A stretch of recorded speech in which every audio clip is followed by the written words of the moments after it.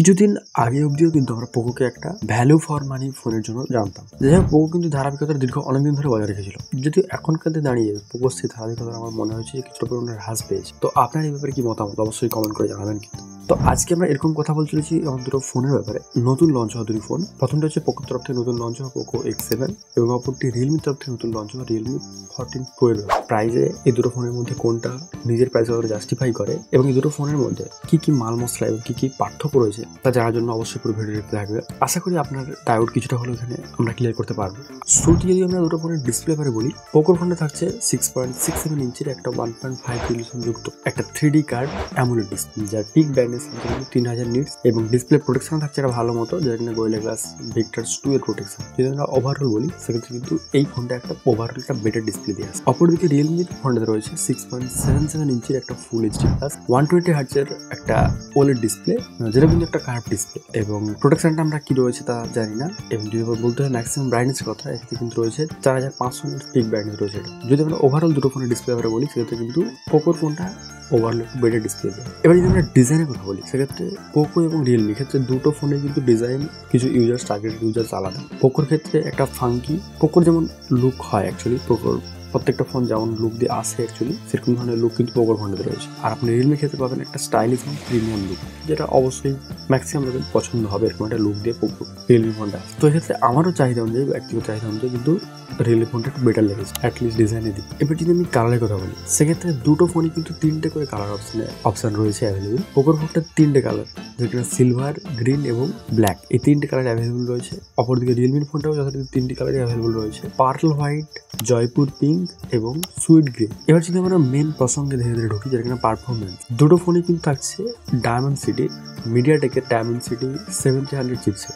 যদিও কিন্তু যেটা প্রাইস অনুপাতে এই দুটো ফোনে একটু কম দেওয়া হয়েছে বলে আমার মনে হয়, যাই হোক প্রাইস ব্যাপারটা আমরা আসছি ধীরে ধীরে। এবং সেই সাথে দুটো ফোনই রয়েছে LPDDR4X RAM এবং UFS 2.2 স্টোরেজ টাইপ। এবং আন্তঃ স্কোরে যদি হিসাবে বিচার করা হয় সেক্ষেত্রে পোকোর ফোনটাতে 7 লাখের মতো আন্তঃ স্কোর আছে এবং রিয়েলমি ফোনটাতে আছে 7.5 লাখ আন্তঃ স্কোর। যদিও দুটো প্রসেসর কিন্তু একই দেওয়া হয়েছে, হয়তো নামটা আলাদা। যেখানে পোকোর ক্ষেত্রে নামটা দেওয়া হয়েছে ডায়মন্ড সিটি 3300 আলট্রা, অপরদিকে রিয়েলমির ক্ষেত্রে যে নামটা হয়েছে ডায়মন্ড সিটি 700 এনার্জি। যাই হোক, এনার্জির দিক থেকে আমার মনে হয়েছে যে রিয়েলমির ক্ষেত্রে এনার্জি একটু বেশি দেখা যাচ্ছে, তো আদারওয়াইজ দুটো প্রসেসর কিন্তু সেম। এইবার যদি আমরা ক্যামেরার প্রসঙ্গটা বলি সেক্ষেত্রে পোকোর ক্ষেত্রে দেওয়া হয়েছে একটা 50 মেগাপিক্সেলের মেন সেন্সার, যেখানে Sony sensor, Sony IMX282 sensor. Actually রিয়েলমির ফোনটাতেও যে মেন সেন্সার ব্যবহার করা হয়েছে তাতে কিন্তু এই একই সেন্সার ব্যবহার করা হয়েছে, যেখানে সনি সেন্সার 282। তবে পোকোর ক্ষেত্রে কিছু কিছু জিনিস এক্সট্রা দেওয়া হয়েছে, যেখানে পোকোর ক্ষেত্রে একটা অতিরিক্ত আল্ট্রা ওয়াইড অ্যাঙ্গেল লেন্স রয়েছে, যেখানে রিয়েলমির ফোনটাতে নেই।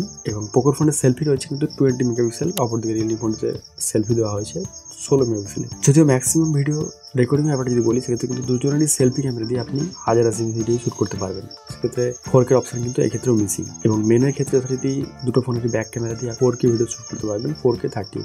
তো এক্ষেত্রে দুটো ফোনেরই ফ্রন্টের ক্ষেত্রে 4K অপশন না দেওয়াটা একটু একটা খারাপ ইম্প্যাক্ট। এক্ষেত্রে দুটো ফোনই কিন্তু একটা ইম্প্রুভের প্রয়োজন ছিল, এক্ষেত্রে অবশ্যই দুটো ফোনে কিন্তু 4K অপশন দেওয়া উচিত ছিল এখানে।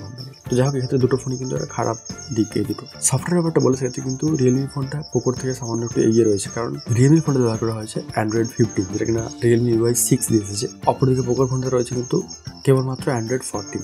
যদিও পোকোর কিন্তু হায়ার যে ভেরিয়েন্ট লঞ্চ হয়েছে, এখানে পোকো X7 Pro যে ফোনটা, এটাতে কিন্তু Android 15 দিয়ে লঞ্চ হয়েছে এবং এইটাতে কিন্তু Android 14 দিয়ে লঞ্চ হয়েছে। যাক, জানি না কোম্পানিটা কেন করলো, বাট এটাই ঘটে না। তো রিয়েলমির ক্ষেত্রে একটা আপনি বেটার সফটওয়্যার দেখতে পাবেন এখন অব্দি আউট অফ দ্য। আদার্স ফিচার্সের কথা বলে ক্ষেত্রে কিন্তু দুটো ফোনই অলমোস্ট সিমিলার ফিচার্স রয়েছে। দুটো ফোনই থাকছে ব্লুটুথ 5.4 এবং Wi-Fi 6 এর সাপোর্ট, এবং IP রেটিংও অলমোস্ট দুটো ফোনে একই রকম দেওয়া হয়েছে, একটা ক্ষেত্রে IP68 এবং একটা ক্ষেত্রে IP69। যাই হোক, 68-69 এর ক্ষেত্রে কিছু রকম অ্যাডভান্টেজ রয়েছে, যেখানে অতিরিক্ত যে ফ্ল্যাশ ব্যাপারটা হয়, যেখানে ওয়াটার প্রেসার, এক্সট্রা ওয়াটার প্রেসারের যে ব্যাপারটা হয়, সেটা কিন্তু IP69 একটু বেটার, অর্থাৎ রিয়েলমির ক্ষেত্রে বেটার দেওয়া হয়েছে। আদারওয়াইজ IP68 কিন্তু একটা প্রপার ওয়াটার রেটিং। এবার যদি আমরা ব্যাটারি চার্জের ব্যাপারটা বলি সেক্ষেত্রে কিন্তু পোকোর ক্ষেত্রে ব্যবহার করা হয়েছে একটা 5110 mAh ব্যাটারি এবং রিয়েলমির ক্ষেত্রে ব্যবহার করা হয়েছে 6000 mAh ব্যাটারি। আর চার্জের ব্যাপারটা বলে সেক্ষেত্রে কিন্তু দুটো ফোনে রয়েছে 35 ওয়াটের চার্জার। যাই হোক, দুটো ফোনের চার্জারের ভ্যালু একই হলেও কিন্তু দুটো ফোনের প্রাইস একই নয়। পোকোর ফোন দুটো ভেরিয়েন্টে লঞ্চ হয়েছে, 8/128GB যেটার দাম 22,000 টাকা, এবং এর পরের যে ভেরিয়েন্ট 8/256GB এটার দাম আরো 2000 টাকা অতিরিক্ত, যেটা কিন্তু 24,000 টাকা। অপরদিকে রিয়েলমির ফোনটা দুটো ভেরিয়েন্টে এখন অব্দি অ্যাভেলেবল রয়েছে, 8/128 জিবি, যেটার দাম 25,000 টাকা। অপরদিকে 8/256 জিবি, যেটার দাম আরো 2,000 টাকা অতিরিক্ত, যেটার দাম 7,000 টাকা। তবে রিয়েলমির ক্ষেত্রে আবার রয়েছে, এতে কিন্তু 2,000 টাকার একটা কার্ড ডিসকাউন্ট রয়েছে প্রায় অল ব্যাংকের ক্ষেত্রে আমি দেখলাম।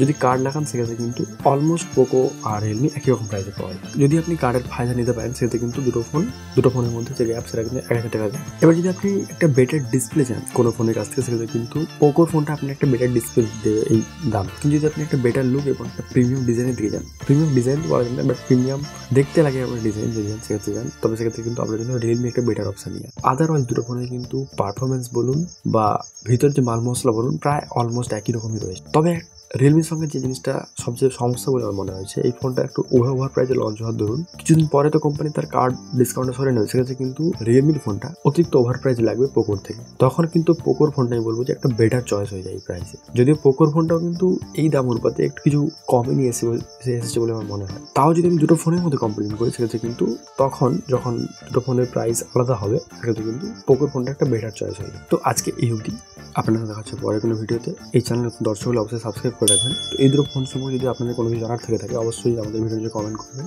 আমরা যথাযথ চেষ্টা করবো আপনার প্রশ্ন দেওয়ার জন্য। তো আপনাদের দেখা হচ্ছে পরে কোনো ভিডিও, চ্যানেল দর্শক হলে অবশ্যই সাবস্ক্রাইব করে রাখবেন। দেখা হচ্ছে পরের ভিডিও।